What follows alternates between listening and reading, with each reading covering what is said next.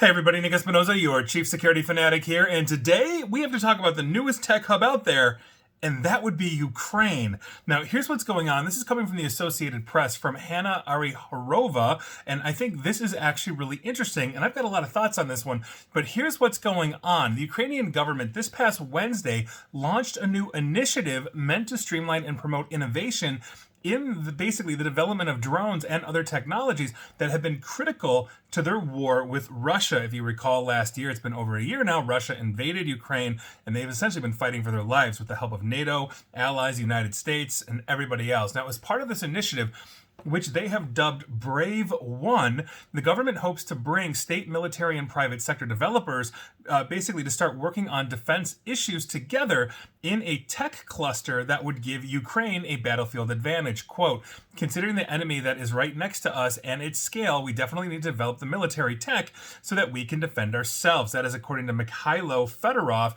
that is Ukraine's Minister for Digital Transformation. Now, Fedorov, talking to the Associated Press ahead of that official announcement, basically said that the government had earmarked more than $2.7 million US to fund projects that have potential help to basically help Ukraine win this conflict that's been going on, as I mentioned, for over a year, about 14 months. Quote, there are many people on the battlefield now of the young generation that can work with technologies, and they need them. That's according to, again, the Defense Minister for Technology, and essentially the Ukrainians are saying we can use all the help that we can get. Now, the presentation of this and unveiling of this was held in an underground parking lot for obvious reasons, because the Russians are bombing and invading, and it featured some of Ukrainian technology that are already being used on the battlefield, such as unmanned ground vehicles, robotic systems to identify landmines, and unmanned aerial systems. A lot of this obviously comes from the United States, Germany, France, and the other NATO allies as well.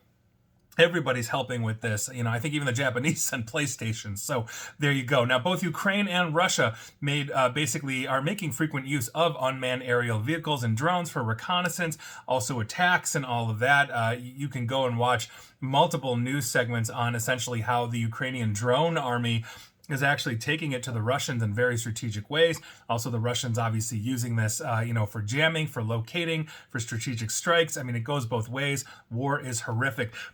Now, as I mentioned, Russia is extensively using Iran's long-range Shahed 136 exploding drones, and they are damaging Ukrainian power plants. Obviously, this is basically striking fear. If you remember in World War II, the Germans had those, I believe it was called the Stuka bombers, that had like essentially sirens as they dropped. You could hear them screaming through the air before bombing raids.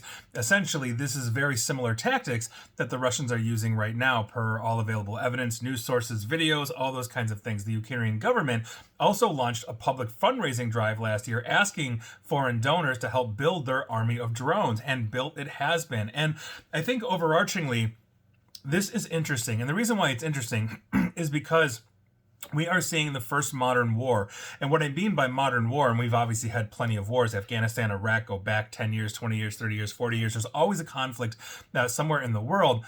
We are seeing a couple of different things. One, everybody's a citizen journalist because everybody has a phone with a camera in it that can record video, that can stream. And so we have seen essentially just the horrors of war in the way we haven't seen in past wars due to the internet. We've also seen a massive collaboration and spending package, not just the United States, but other nations as well, basically stepping up and delivering everything from weapons to planes and everything else now, to the Ukrainians in many ways. As has been mentioned, like many other wars in the past between powers, this is a bit of a proxy war in the sense that Russia is pouring its resources into this directly, but the Ukrainians essentially are getting armed help from the rest of the world, even though we really don't have boots on the ground. We haven't sent in the U.S. Marines, for example, to back them up. They're doing this themselves, but they're being armed to the teeth as a result of this. And so if this is what stops that future spread of Russian invasion or Russian expansion, then it seems like it's worth it to all of the allies. I'll leave that to you. I am not debating this, but if you are a longtime follower, I'm pro-Ukrainian. I've been interviewing their members of parliament on my radio show. I did that at the start of the war and all of that. And so I think this is just something that's really important. But the latest tech hub is purely military. It's out of Ukraine. And that should be interesting to everybody because even basically as a country is fighting for its life, it is attempting to develop new and innovative products to save itself, to protect itself. And I think that, for the most part, should be a right of any country.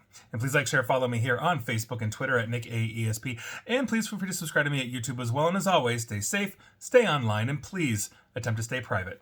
Thanks, everybody.